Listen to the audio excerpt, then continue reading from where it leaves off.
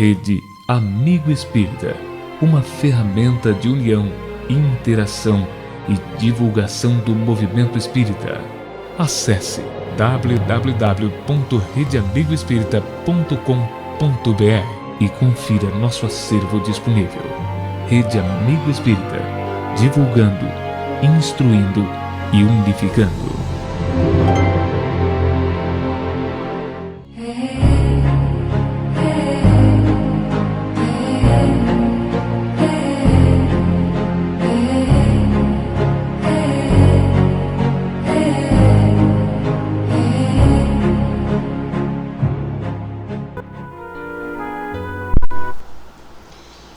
Boa noite a todos.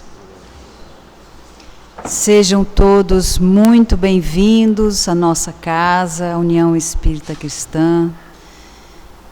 Que todos possam se sentir abraçados por todos nós aqui da UEC, especialmente aqueles que nos visitam pela primeira vez.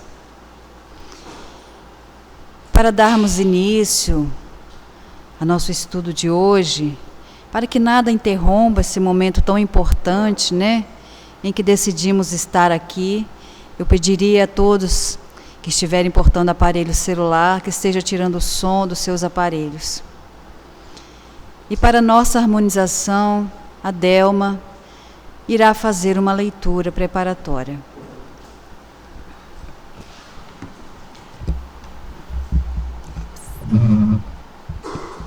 Boa noite a todos. A nossa leitura de hoje é do livro Ceifa de Luz, Francisco Cândido Xavier, pelo Espírito de Emmanuel. A lição é Renovação em Amor. E vós, irmãos, não vos canseis de fazer o bem. Paulo, 2 Tessalonicenses 3,13. Quando as criaturas te visitem, quando as crises te visitem, ante os problemas humanos, é justo medites nos princípios de causa e efeito, tanto quanto é natural, reflitas no impositivo de burilamento espiritual, com que somos defrontados. Entretanto, pensa igualmente na lei de renovação, capaz de trazer-nos prodígios de paz e vitória sobre nós mesmos, se nos decidirmos a aceitar construtivamente as experiências que se nos façam precisas. Se atingistes a integração profunda com a bênção da vida, considera a tarefa que a divina providência te confiou. Deus não vos envia problemas de que não estejamos necessitados. Aceitação e paciência, sem fuga ao trabalho, são quase sempre a metade do êxito em qualquer teste a que estejamos submetidos em nosso proveito próprio. Se qualquer tempo é suscetível de ser ocasião para resgate e reajuste, todo dia é também oportunidade de recomeçar, reaprender, instruir ou reerguer. O amor que esteja acrescentando a obrigação que nos cabe cumprir é sempre plantação de felicidade para nós mesmos. Onde estiveres e como estiveres, nas áreas da dificuldade, dar-te a serenidade e ao espírito de serviço e entenderás, com facilidade, que o amor cobre realmente a multidão de nossas faltas, apressando em nosso favor a desejada conquista de paz e libertação.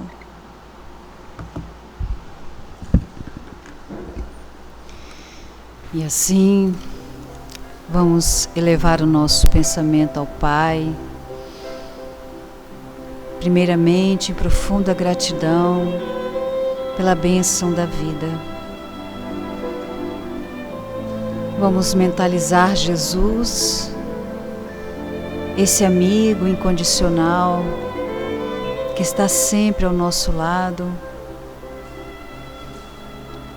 rogando a Ele o amparo para cada um de nós aqui presente, que possamos sentir a Tua presença ao nosso lado, nos aconchegando, e assim fazer deste momento, dessa hora em que vamos passar aqui, muito especial. Um momento em que vamos nos despojar das nossas preocupações, das nossas ansiedades. E diante do que for dito aqui hoje, possamos fortalecer a nossa fé, a nossa esperança, a nossa busca constante do bem, da nossa melhoria íntima, aceitando com resignação, com paciência, os desafios que se apresentam na nossa vida. Que possamos estar sempre com Jesus, pois Ele nunca nos abandona, está sempre conosco. E na certeza também, no amparo amoroso da espiritualidade, que nos acolhe desde o momento em que aqui chegamos,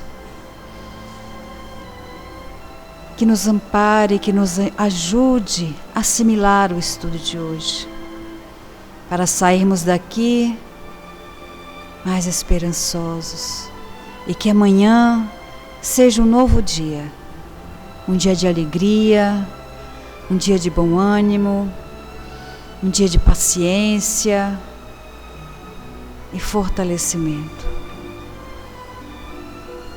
Obrigada, obrigada Pai, obrigada Jesus e obrigada aos nossos amigos espirituais, a equipe do Dr. Bezerra, patrono desta casa, que eles possam envolver o nosso companheiro Hélio e que ele de maneira melhor possível possa passar o estudo da noite com clareza, para que assim possamos sair daqui mais fortalecidos. Que assim seja.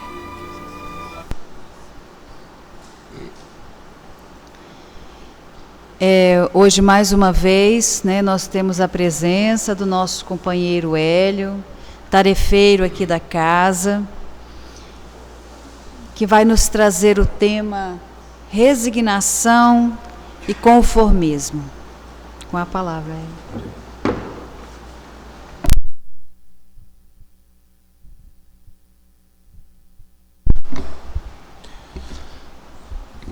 Boa noite, meus companheiros. Que a paz de Jesus possa permanecer em nossos corações. Que hoje nos seja um dia muito especial para cada um de nós aqui presentes, encarnados e desencarnados. Que a paz de Jesus possa encher profundamente o seu coração, os nossos corações. O tema que vamos abordar é resignação e conformismo. Mas eu quero começar nos conduzindo a um episódio narrado pelo livro dos Atos dos Apóstolos, onde Lucas, no capítulo 2, vai nos contar sobre um episódio ocorrido na então chamada Festa de Pentecostes. O Pentecostes era uma festa do calendário judaico, ainda até hoje vigente, onde 50 dias após a libertação do povo hebreu do domínio egípcio, se comemorava a festa da colheita, a festa dos grãos.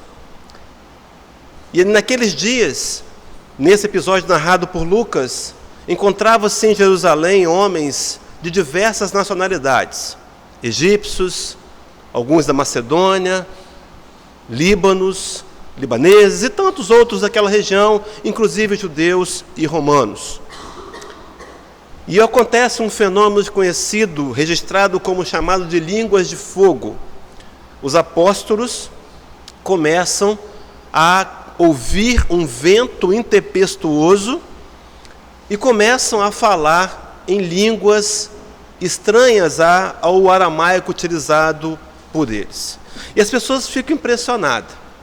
Mas mais impressionante ainda nesse contexto da história, queridos, é que Pedro, tomando a palavra, começa a explicar o Evangelho de Jesus.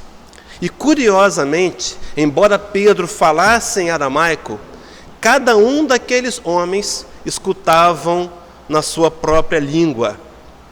Naquela oportunidade, 3.000 homens compreenderam a mensagem do Evangelho de Jesus e se converteram e se renderam aos ensinamentos do carpinteiro de Nazaré. Começando com essa história para dizer, companheiros, que nós viemos aqui a essa casa com a função e o objetivo de trazer a mensagem genuína de Jesus. Por certo, as minhas dificuldades e as minhas impossibilidades e limitações não vão nos impedir de compreender, porque há entre nós uma equipe espiritual de Dr. Bezerra de Menezes nos assessorando. E a nossa prece é que a gente possa se tornar nessa noite, então, o mensageiro do Cristo. E que eu fale na minha língua, mas que cada um de nós possamos ouvir em nossa própria língua, que haja entendimento, que possamos criar aqui a verdadeira comunicação, aquela que sai do coração. Que a mensagem do Cristo saia dos nossos corações, permaneçam em nós e possam ser transformadas em algo palpável, daqui para frente, daqui a pouco, no dia de amanhã e para sempre, transformando a mensagem de Jesus em realidade nas nossas vidas. Esse tema resignação e conformismo, a gente costuma brincar que no movimento espírita nós temos 2 tipos de tema. Temos os temas encomendados e temos os temas que são inspirados, ou a gente cria e começa a fazer as palestras. Esse é um dos encomendados. Nossa companheira Lúcia Batista, lá da CEJAP, Comunidade Espírita Jardim da Penha, nos encomendou esse tema. E nós começamos a desenvolver, e inicialmente nas pesquisas, nós colocamos ali resignação versus compromisso. Mas ao longo da pesquisa, percebemos que, na verdade, deveria ser o tema resignação e conformismo. Avaliando os nossos comportamentos do momento, a nossa realidade espiritual, no contexto em que nos encontramos, algumas vezes estamos conformados e algumas outras estamos resignados. A proposta é, e vamos acompanhar isso ao longo desse estudo, é buscarmos o entendimento e crescermos em resignação. Vamos entender a diferença entre esses 2 tipos de comportamentos emocionais. Mas ainda hoje nos sentimos algumas vezes conformados e algumas vezes resignados. Então eu aboli o tema versus e coloquei aqui um E. Vamos começar pensando, eu trouxe uma analogia, trouxe ali uma imagem, que é resignação. Olhem bem que há um homem, uma pessoa com uma máscara. Quando nós falamos em resignação e pensamos também em conformismos, a aparência parecem ser as mesmas. Mas vejam bem que há uma diferença crucial, companheiros, entre ser resignado e ser conformado. Na resignação, se nós tirarmos aquela máscara dali, vamos encontrar por detrás alguém que está satisfeito. Ele não está simplesmente aparentando uma satisfação social. Ele não está simplesmente mostrando para as pessoas uma condição irreal, tentando camuflar ou mascarar o seu real sentido emocional. Isso é resignação. No conformismo, se tirarmos aquela máscara ali, encontraremos alguém entristecido, alguém descontente, alguém que talvez esteja vivenciando um conflito interno, uma luta pessoal às escondidas. Se não, nessa tristeza marcante, talvez esteja num profundo estado de seriedade. Já não consegue mais sorrir, já não consegue entender e enxergar a vida com o otimismo proposto pelo cristianismo e redivivo pela doutrina dos espíritos. Essa é a diferença crucial. Quando estamos na resignação, nós temos o sentimento de aceitação. Vamos trabalhá-lo daqui a pouco. E quando estamos no conformismo, nós estamos tentando controlar uma situação. E todas as vezes, queridos, que nós estamos no controle, o controle é frágil. O controle pode acabar de um minuto para o outro. Costumo usar a imagem do homem no circo que equilibra pratos. Por algum instante, parece que tudo está funcionando perfeitamente bem. Mas à medida que ele for se cansando, os pratos vão começar a cair e a quebrar. Isso é a ideia do controle. Algumas vezes nós achamos que podemos, abusando da nossa autossuficiência, até acreditando ser melhores do que somos, mais capazes do que somos, a gente acaba acreditando que pode controlar situações e pessoas. Mas há o entendimento, e precisamos explorar esse entendimento, de que há leis e regras que são acima dos nossos controles. Vamos trabalhar isso ao longo desse estudo. Vamos começar pelo conformismo. Fui lá no dicionário. Diz o dicionário que conformismo é uma tendência a se conformar com os usos estabelecidos. Vejam bem, então, que é um comportamento moral, é um estilo de vida, o conformismo. Há uma tendência a aceitar os usos e os costumes estabelecidos, levando-nos muitas vezes a uma acomodação. Estamos diante de uma crise, de uma situação difícil, qualquer que seja, e nós aceitamos, nos acomodamos diante do fato, e essa acomodação nos faz paralisar. O conformismo, então, é uma maneira ou um recurso de encarar dificuldades da vida de forma artificial e simulada, evitando o contato direto com a realidade. Queridos, disse no início aqui, alguns minutos atrás, que muitas vezes nós, no nível de evolução que estamos, temos esse comportamento. E não é para a gente ficar se sentindo menos ou mais, é para compreendermos que somos ainda humanos limitados, buscando o burilamento, buscando o aperfeiçoamento moral. E ainda, muitas vezes, a gente simula situações e se comporta de forma artificial. E aparentemente conseguimos enganar, inclusive, a nós mesmos. Porque a gente tem um discurso interno que nos possibilita uma realidade fantasiosa e a gente acaba acreditando que tem que ser. As coisas são assim, tem que ser assim, eu vou deixá-las como está. E essa acomodação nos paralisa num processo natural de progresso e evolução espiritual para o qual estamos inseridos nessa encarnação e nas passadas e virando as futuras para alcançarmos a perfeição moral. Dito isso, então, no livro de Joana de Ângeles, através das mãos de Oswaldo Pereira Franco, Vitória sobre a Depressão, no primeiro capítulo chamado Mendacidade, ela faz uma narrativa e vai dizer para a gente que mendacidade é a criação de um sistema paralelo de falsas crenças visando evitar sentir a dor nos desafios do crescimento. Nós sabemos, companheiros, que a vida nos propõe desafios o tempo todo. Quem de nós não veio para aqui e adentrou aquela porta com um desafio, com um problema, com uma situação a resolver, com uma dificuldade qualquer? Sim, estamos aqui porque esses adventos da vida nos proporcionam oportunidades de crescimento. É o desemprego, é um familiar difícil, é um relacionamento que está em fase de terminar, ou qualquer que seja a situação, o desafio do trabalho, da labuta diária, são oportunidades de nós crescermos. Mas no processo de fuga do conformismo, nós acabamos evitando enfrentar essa realidade, a nossa realidade. E a gente cria um sistema falso de crenças para nos dar apoio a decisões fantasiosas que tomamos. E muitas vezes acreditamos que estamos fazendo o melhor e a realidade. Diz o nosso querido companheiro Renato Russo, músico de Brasília, que criou a banda Legião Urbana, numa das suas canções ele diz que a pior mentira é a gente mentir para si mesmo. E nós nos inserimos num processo e acabamos acreditando em verdades. Mas os resultados, por certo, sempre serão negativos.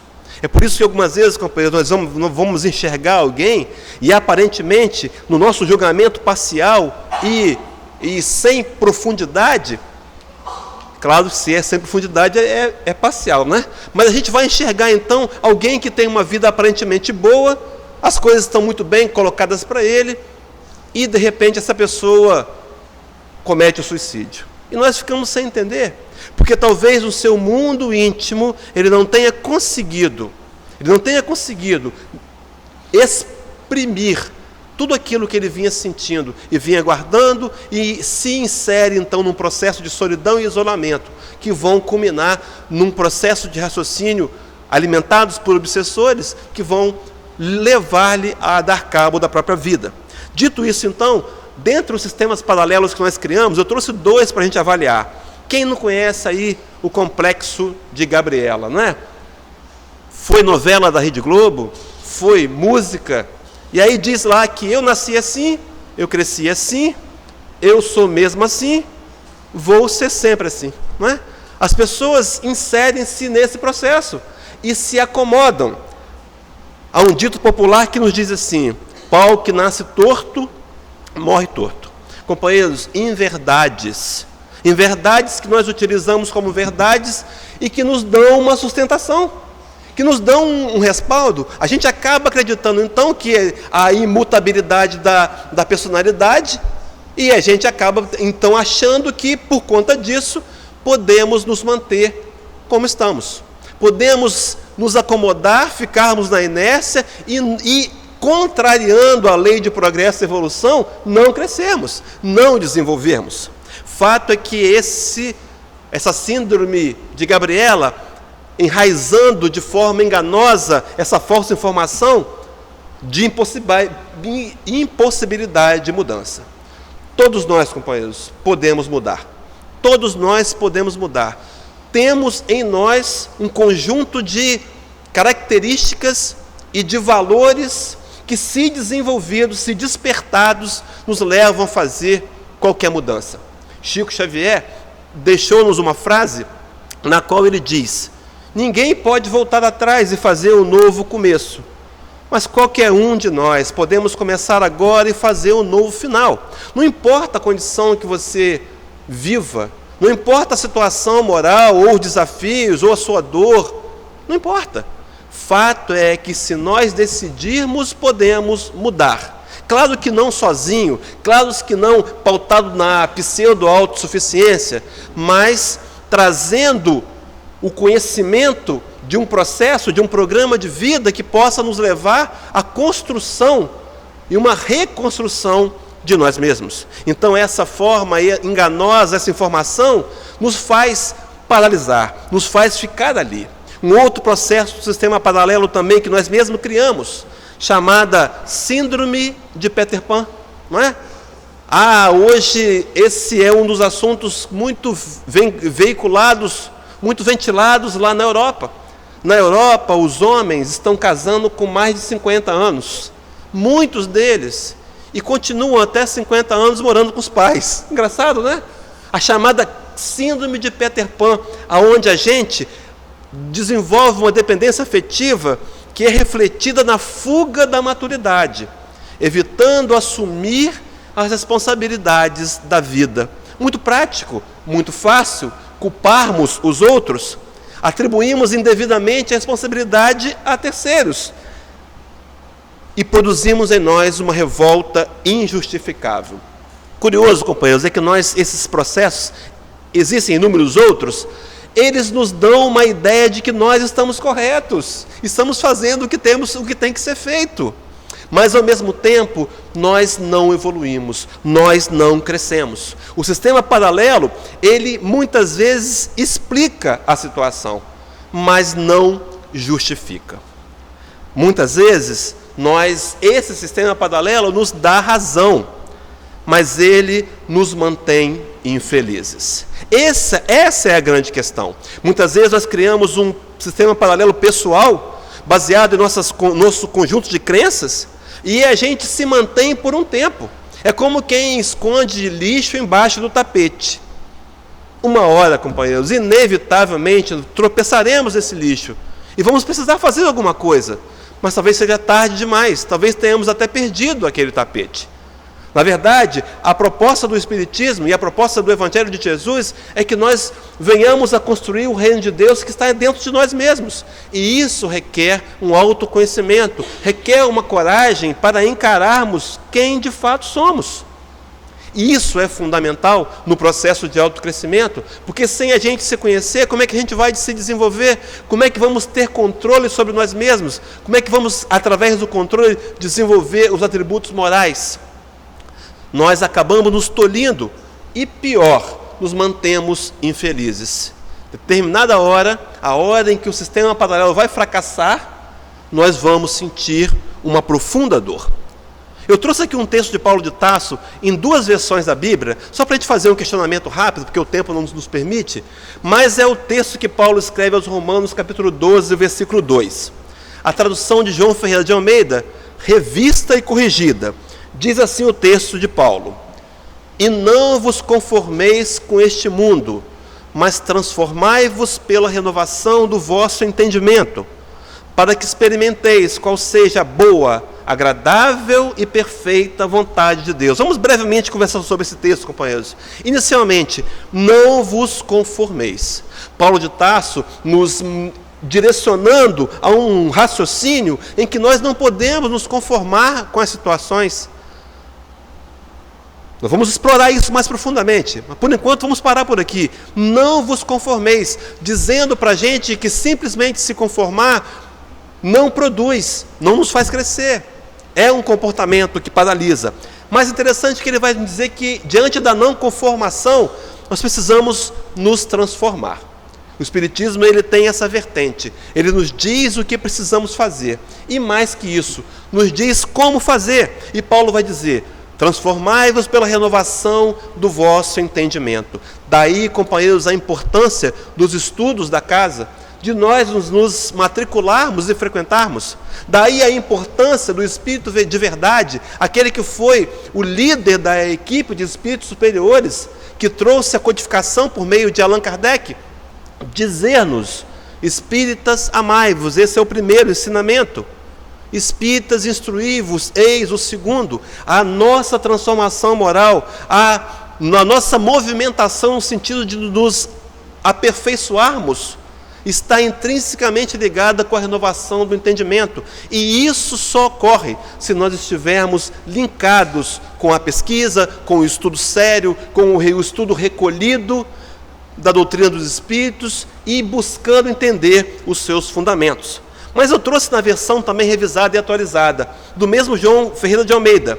Interessante que lá ele diz assim: e não vos conformeis com este século, tirando a ideia de mundo, de momento de mundo, para trazer para momento de tempo, espaço e tempo, século. Não vos conformeis com esse século, mas transformai-vos pela renovação da vossa mente, para que experimenteis qual seja a boa, agradável e perfeita vontade de Deus. Renovação da vossa mente. Queridos, nós estamos aqui trabalhando essa parte espiritual que somos, movimentadas por uma mente, por uma energia psíquica que precisa estar interligada aos valores morais do Cristo para que encontremos de fato a felicidade. Não há outro caminho para a felicidade senão aprender a amar.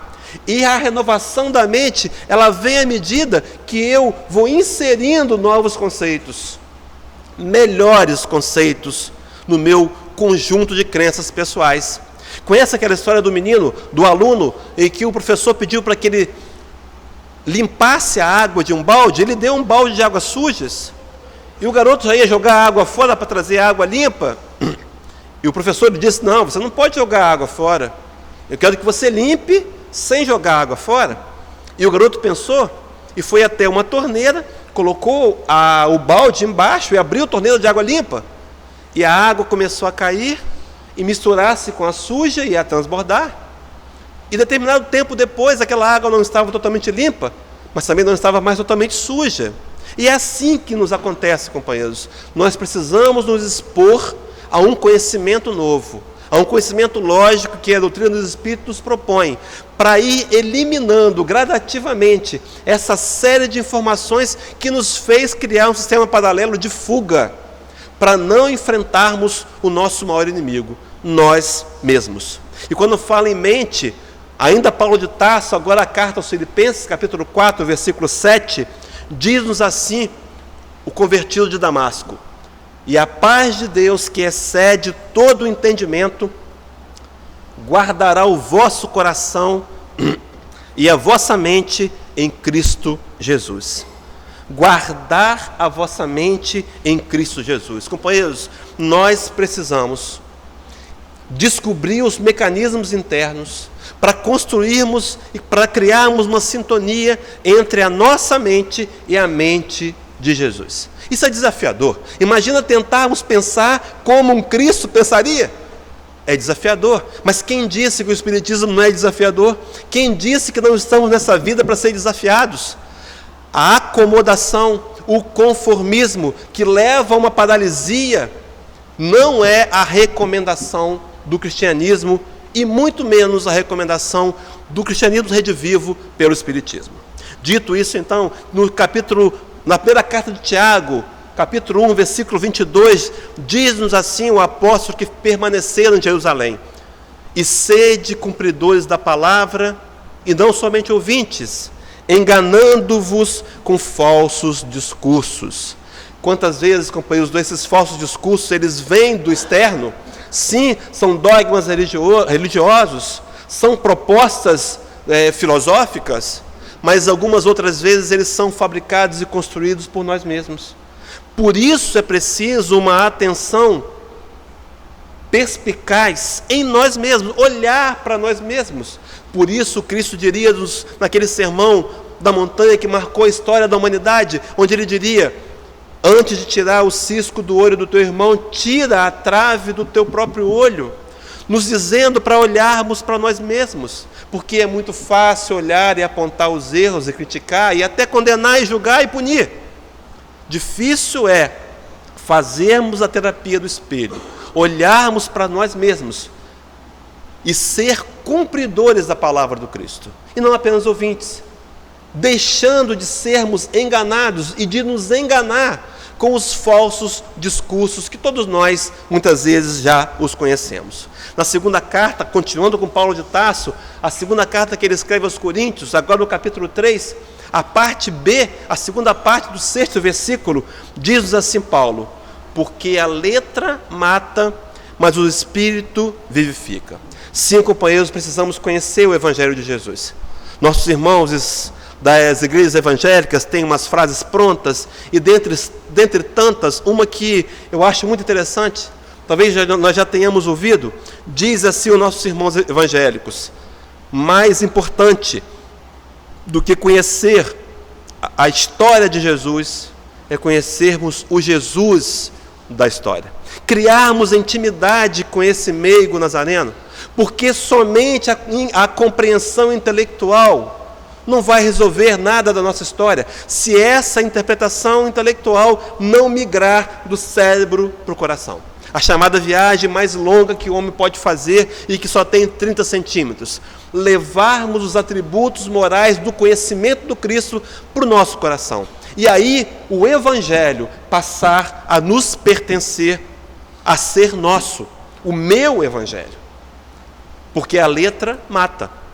A compreensão, somente a compreensão que não nos leva a mudar de atitude, a ter novas ações, mata. E aqui é a morte espiritual, aqui é a morte das oportunidades, aqui é perder a vida, é perder a oportunidade dessa encarnação tão preciosa para cada um de nós, programada no mundo espiritual. Nós quisemos tanto essa oportunidade, e talvez agora envolvidos pela sensação do mundo material, a gente acaba abandonando os nossos mais nobres e principais propósitos. E o maior deles, estreitar a nossa relação íntima com Jesus, o Nazareno. Então, no conformismo, a gente percebe a realidade, a gente sofre e se revolta. E mais que isso, permanecemos inertes. Então, o conformismo, ele é desagregador, ele tira os valores, ele nos faz não progredir, porque a revolta e o sofrimento não devem nos pertencer. Queridos, quando a gente fala em sofrimento, é diferente de dor, porque dor é algo necessário.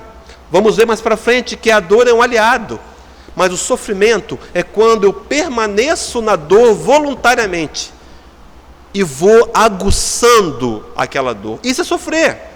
E o sofrimento é opcional. Diz aí que a dor é inevitável, mas o sofrimento é opcional.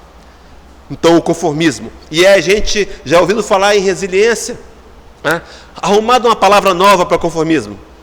Ele é resiliente. Companheiros, a resiliência é a habilidade de se adaptar com as intempéries, às alterações e aos infortúnios. Quer dizer, é a mesma coisa. Conformismo ou resiliência são as mesmas coisas. Às vezes a gente pensa que é uma qualidade, né? Ser resiliente. Não é, é a mesma coisa.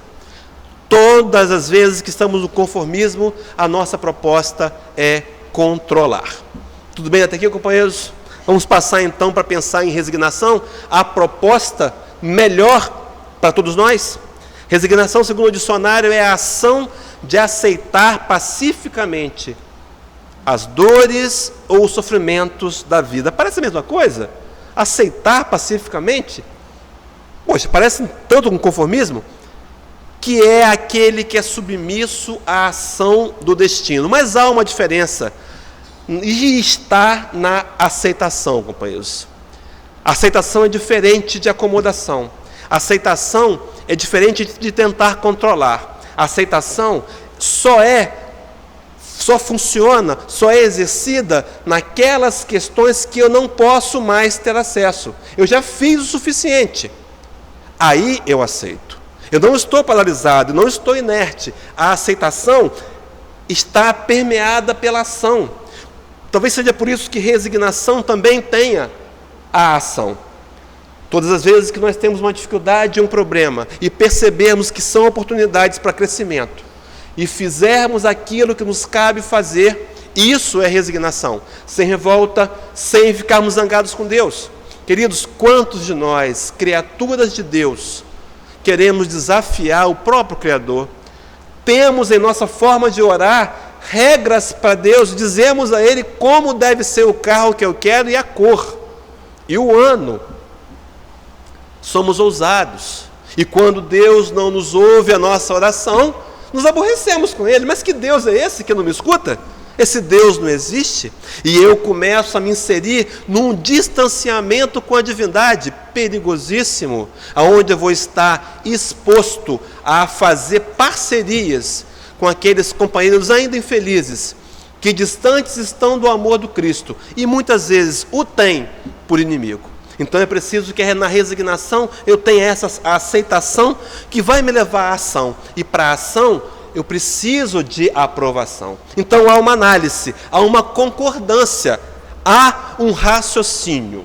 Então a concordância, a resignação, ela é precedida por um comportamento racional. Eu penso no meu problema e simplesmente não me acomodo. E eu, ao invés de trazer o foco para o problema, a resignação me faz levar o foco para a solução.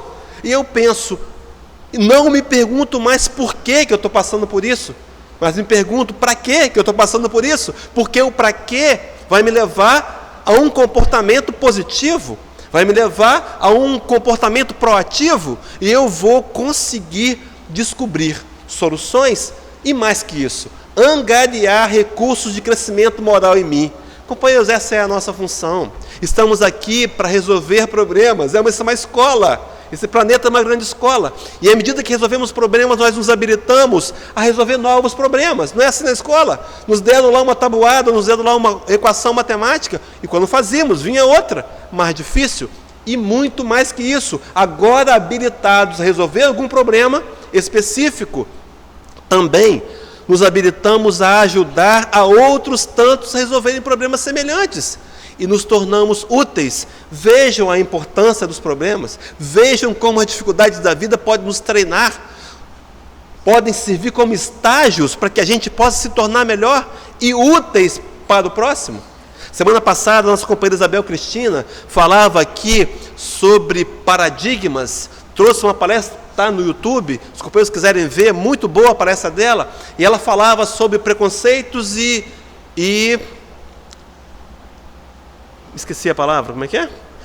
Preconceitos e paradigmas. Muito obrigado, companheiros. É a mente falhando. E dentro dos paradigmas que ela citava aqui, pensando nessa questão do servir, eu me lembrei daquele momento em que o Cristo nos deixa uma mensagem assim: aquele que dentre vós quiser ser o maior, seja o que mais sirva. Isso é paradigma. Esse que é do quebrar o paradigma. Queridos, se queremos ser felizes, aprendamos a amar. E aprendamos a exercitar o amor em direção ao nosso próximo, ao nosso igual. Porque todos somos iguais. Nenhum de nós é melhor. Estamos em momentos evolutivos diferentes. Mas isso não nos faz melhor que os outros. Nos faz, sim, iguais. E precisamos nos identificar a todos como irmãos.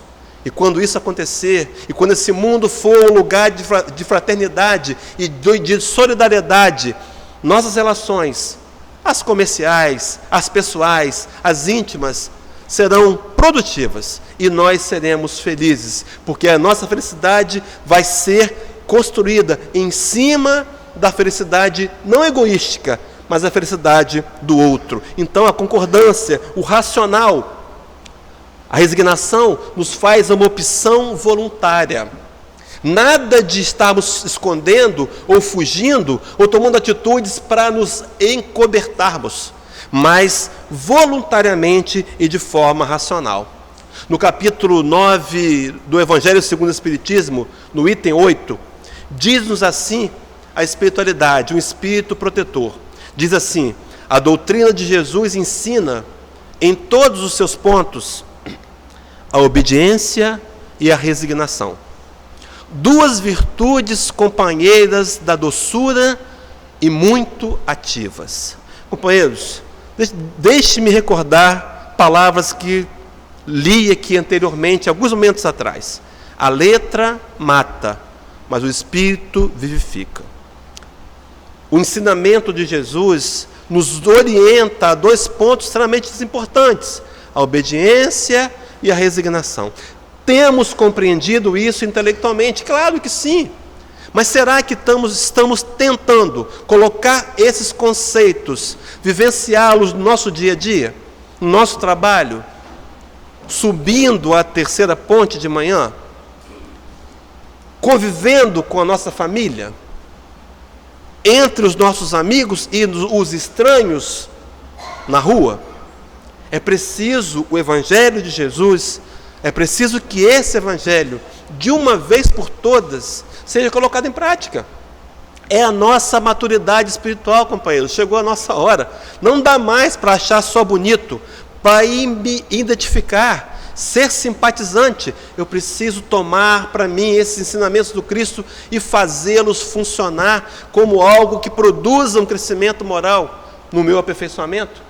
E aí nós vamos imaginando e entendendo quando Cristo dizia que o reino de Deus está dentro de cada um de vós. E nós somos responsáveis por essa construção, obediência e resignação. E continua o Espírito protetor: se bem os homens erradamente as confundam com negação de sentimento e da vontade. Conformismo. Negamos o que estamos sentindo. Dizemos, não é tão ruim assim. Ainda brincamos, podia ser pior, não é? E nos acomodamos e negamos o nosso sentimento. E esses sentimentos vão, companheiros, fazerem refletir-se em nosso perispírito e vão migrar para o corpo físico. E muitas doenças, as chamadas psicossomáticas, que não estavam em nossa programação reencarnatória, vão ser desenvolvidas porque nós, conscientes ou inconscientemente, invigilantes, escolhemos. Erradamente, a gente pensa que pode negar os sentimentos e negar a vontade. E continua: a obediência é o consentimento da razão. A resignação é o consentimento do coração. Forças ativas, ambas, porquanto carregam o fardo das provações que a revolta insensata deixa cair. Quando estamos na resignação, nós aceitamos as dificuldades da vida, não culpamos mais a Deus. Pelo contrário, o tomamos por aliado e as dificuldades são superadas mais facilmente. Então, companheiros, na resignação, a gente percebe a realidade, tal qual foi no conformismo, mas a gente compreende e aceita.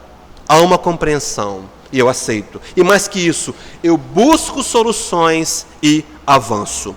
Recordo-me aqui daquela passagem do capítulo do livro Paulo e Estevão, aonde Emmanuel vai nos narrar no capítulo 3 da segunda parte do livro, chamado Lutas e Humilhações, os conselhos oportunos de Abigail. E quem não se lembra deles?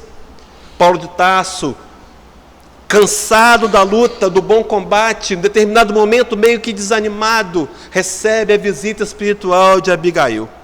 Um homem que recebe a visita do espírito da mulher que ele amava. E agora ele tem um momento de devaneio, a gente pode ler isso no livro, e ele acha que quer ficar com ela para o resto da vida. Ele quer reencontrá-la, mas percebe logo que a sua presença será muito rápida.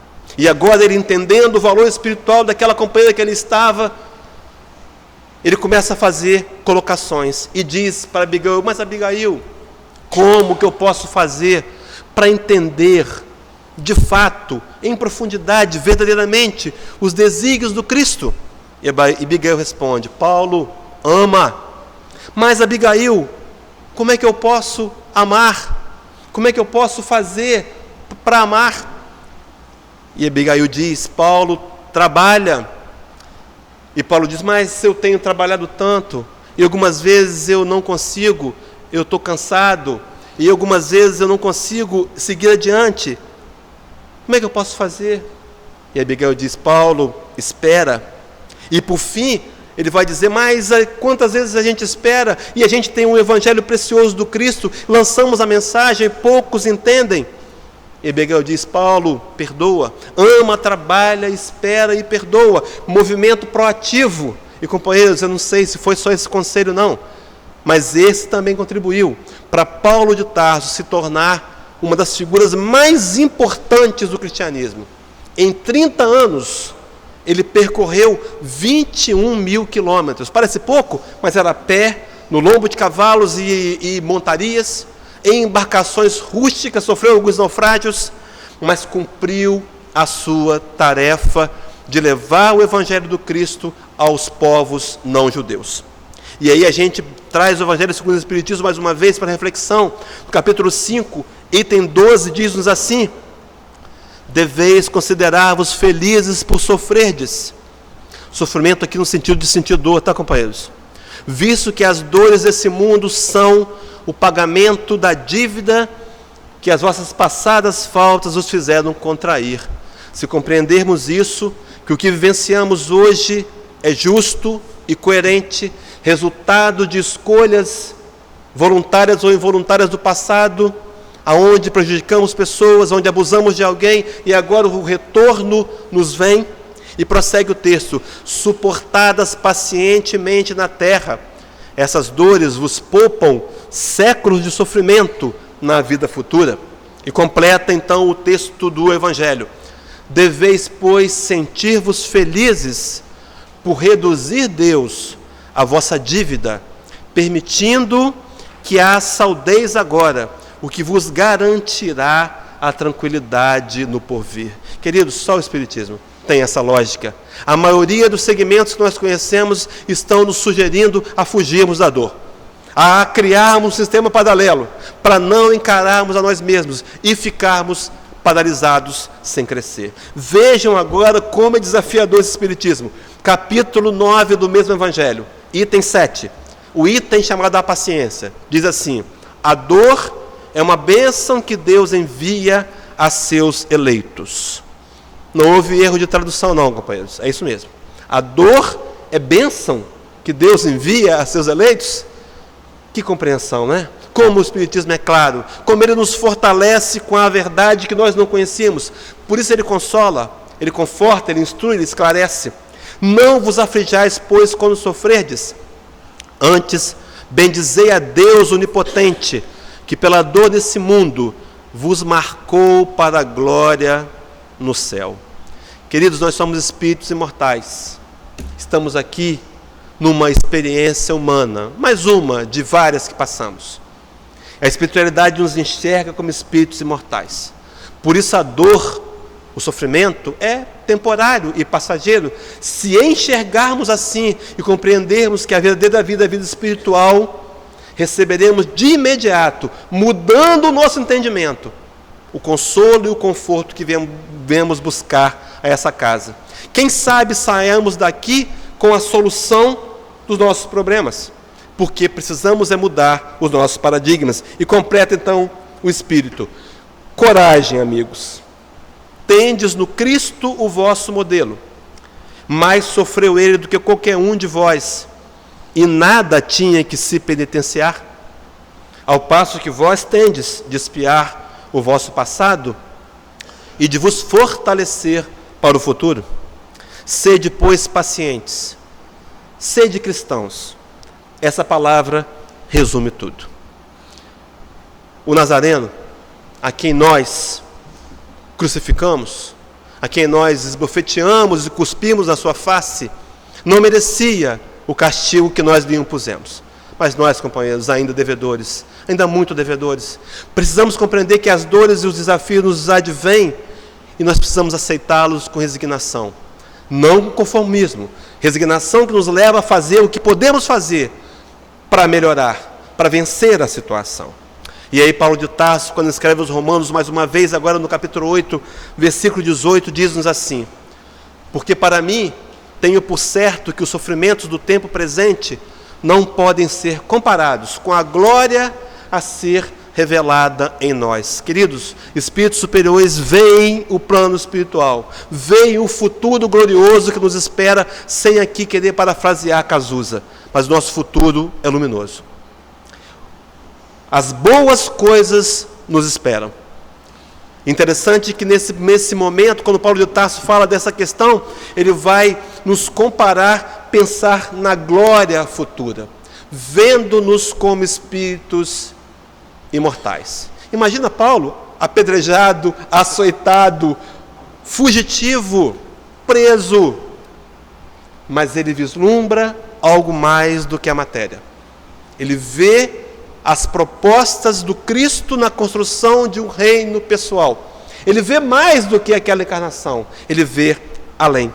E aí João Evangelista, na primeira carta que escreve, exilado em Pátimos, no capítulo 5, o versículo 20 diz assim: e sabemos que já o Filho de Deus é vindo e nos deu entendimento para conhecermos o que é verdadeiro.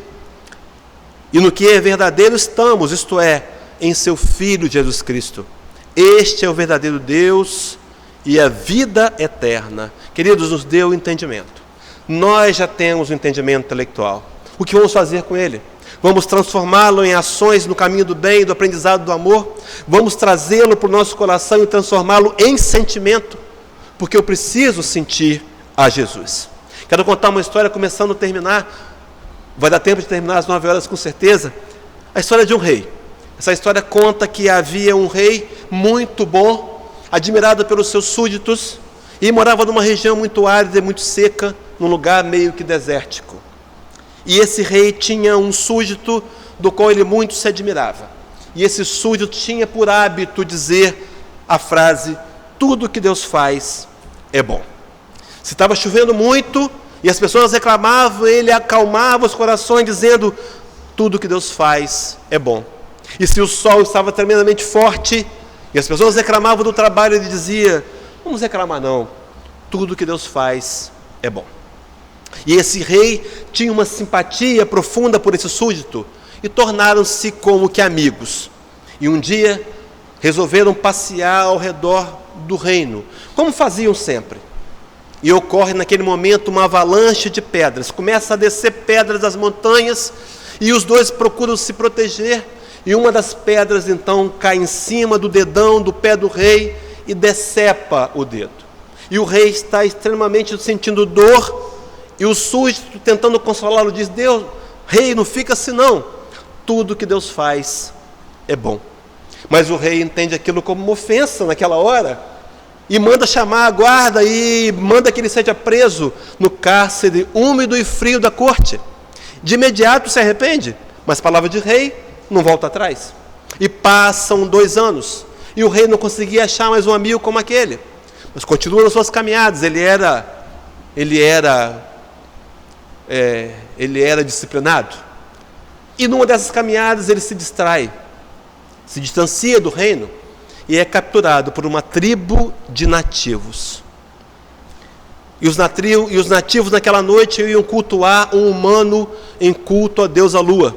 E o humano escolhido tinha sido o rei. Despiram-no, pintaram-no, fizeram todo um ritual. E agora está o rei pendurado numa corda, e embaixo dele um caldeirão de água borbulhante. E na hora exata de cortar a corda, o chefe da tribo nativo diz, numa linguagem nativa: parar ritual, esse humano não servir, esse humano não ser perfeito. Ele não tinha o dedo do pé. E soltaram o rei como se ele fosse um lixo, não serve mais para cultuar a deusa lua. E o rei volta em direção ao reino e a guarda real já vem ao seu alcance. E o encontra. E leva-o para o reino e ele diz: mande soltar aquele servo, dê-lhe uma túnica nova, anéis, faça-lhe a barba e traga até a minha presença. E ele vem, e aquele rei diz àquele súdito: olha, agora eu entendo que tudo que Deus faz é bom. Mas me diz uma coisa, se tudo que Deus faz é bom, por que ele permitiu que você ficasse preso por 2 anos no cárcere úmido e frio da corte? E aquele servo amorosamente responde: rei, provavelmente nesse passeio nós iríamos estar juntos, e eu sou perfeito. Queridos, nós não enxergamos além da parede, nós não enxergamos o futuro e queremos questionar Deus. Aceitemos com resignação as propostas que Ele nos traz, porque Ele é o Pai amoroso que nos dá aquilo que precisamos vivenciar. E aí, para a gente poder começar a pensar em terminar os 4 últimos minutos, Isaías capítulo 53, o versículo 4 e 5, narra-nos assim: verdadeiramente Ele, Jesus, tomou sobre si as nossas enfermidades, nossas dores, levou sobre si, e nós o reputamos por aflito, ferido de Deus e oprimido, mas Ele foi ferido pelas nossas transgressões e moído pelas nossas iniquidades. O castigo que nos traz a paz estava sobre Ele, e pelas suas pisaduras fomos sarados. Quisera tivéssemos tempo para explicar esses versículos sem a ideia do salvacionismo, mas a dor do Cristo é o nosso exemplo para que possamos vivenciar as nossas dores, e está provado que nós podemos superá-las. Na carta de Pedro, primeira carta, capítulo 5, versículo 7, narra-nos assim, aquele mesmo apóstolo que transformara o coração de 3.000 homens lá no dia de Pentecostes. Diz assim: lançando sobre Jesus, sobre Ele, toda a vossa ansiedade, porque Ele tem cuidado de vós. Queridos, o Nazareno cuida de você. É um cuidado especial, um cuidado íntimo, individualizado, é VIP. É o cuidado especial que Ele tem por você. E quantas vezes nós não estamos acreditando nisso, ou não nos permitimos sentir em nosso coração isso? Paulo de Tarso, quando escreve aos Romanos, capítulo 8, versículo 32, diz-nos assim: aquele que nem mesmo a seu próprio filho poupou, antes o entregou por todos nós, como não nos dará também com Ele todas as coisas? É uma pergunta que precisa ecoar em nosso coração.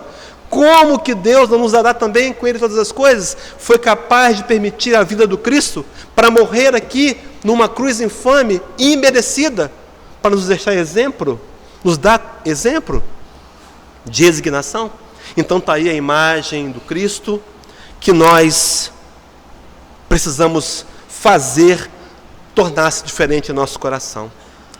Um dia, companheiros, nós o entendemos como rei, ironicamente. Eu não sei se ironicamente, mas eu sei que Pilatos, diante dos fatos daquele dia, de tê-lo visto num julgamento, aonde ele pergunta a Jesus: tu és o rei dos judeus? Ele diz: tu dizes que eu sou, assumindo que era rei dos judeus. E agora o povo escolhe Barrabás, o povo, nós, alguns de nós ali, e ele é crucificado. E a hora era 9 do calendário romano, eram 3 horas da tarde. E diz os historiadores que se fez noite. O céu escureceu. O templo do véu, o templo de Salomão, que tinha 40 centímetros de espessura, rasgou-se ao meio. E Pôncio Pilatos, talvez ironicamente ou reconhecendo a soberania do Cristo, manda colocar uma placa em cima da sua cruz: Jesus de Nazaré, rei dos judeus. Mas nós colocamos uma cruz de espinhos nele. Queridos, é a hora da gente começar a tirar essa cruz. Tirarmos os espinhos que trouxemos para ele injustamente e receber em nós os justos espinhos que nós mesmos semeamos. A hora é de consciência, a hora é de reflexão, a hora é de permitirmos que Jesus de Nazaré deixe de ser uma figura admirada para se tornar pessoal, para que nós possamos ter com Ele intimidade, que Ele possa residir conosco, morar em nosso coração, participar da nossa vida e influenciar poderosamente, marcantemente, nossas escolhas e decisões, livres do conformismo, permeados pela resignação proposta pelo Espiritismo, e entendendo que tudo que Deus faz é bom. Muita paz.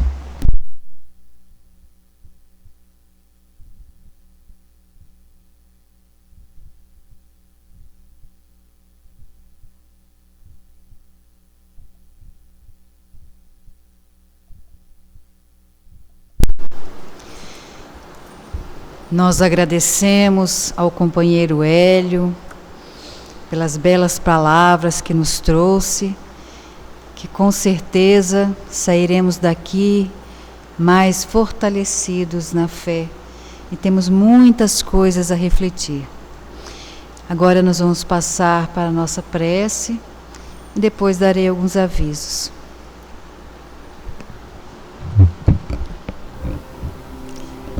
Vamos fechar os nossos olhos e, harmonizados como estamos, após estas palavras, agradecer a Deus Pai Todo-Poderoso, agradecer a Jesus querido, amigo, irmão e guia, agradecer a Bezerra de Menezes e sua equipe, que acompanharam e dirigem todos os trabalhos desta casa. Agradecemos por esta casa que nos acolhe com tanto amor e carinho, nos permitindo o intercâmbio entre os dois mundos. Agradecemos também ao Hélio pelas belas palavras que nos trouxe esta noite, que estes ensinamentos, que essas palavras brotem em nossos corações, despertem em nós a vontade de nos transformarmos. Agradecemos e pedimos a Deus que sempre o ilumine e o ampare na sua caminhada. Pedimos ao Pai que esteja conosco em todos os momentos, nos amparando, nos intuindo e nos fortalecendo. Agradecemos, Jesus, por esta noite maravilhosa e pedimos a Ti que abençoe também a todos os nossos irmãos desencarnados que aqui vieram como nós, em busca de consolo, de paz e serenidade. Que possamos levar estas vibrações de paz, amor e carinho em nossos corações e que possamos, acima de tudo, refletir sobre a mensagem da noite e assumirmos os compromissos que precisamos para a nossa transformação moral e espiritual. Infinitamente obrigada. E pedimos assim para encerrar os trabalhos da noite. Que assim seja.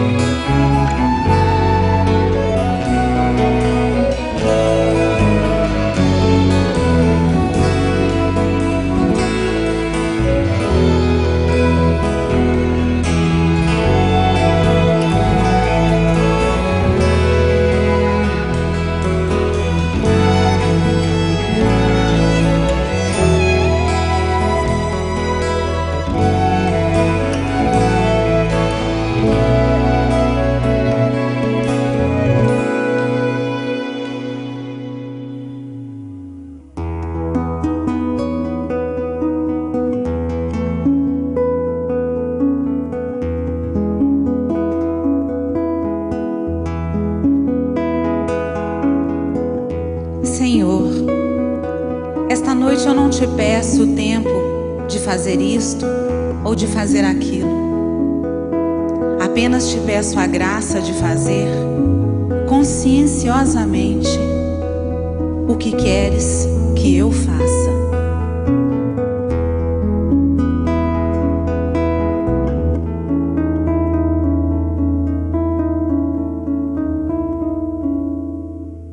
Seja na terra como é no céu, feita a vossa vontade, sem acusador nem réu. só justiça em claridade. Se és por nós, quem será contra nós?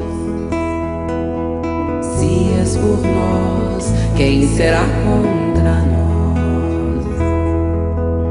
Ah, toda criatura Deus chama pelo nome pra despertar o ser e ser um anjo homem. Não existem potestades, não existe mal algum que nos possa apartar do amor de Deus.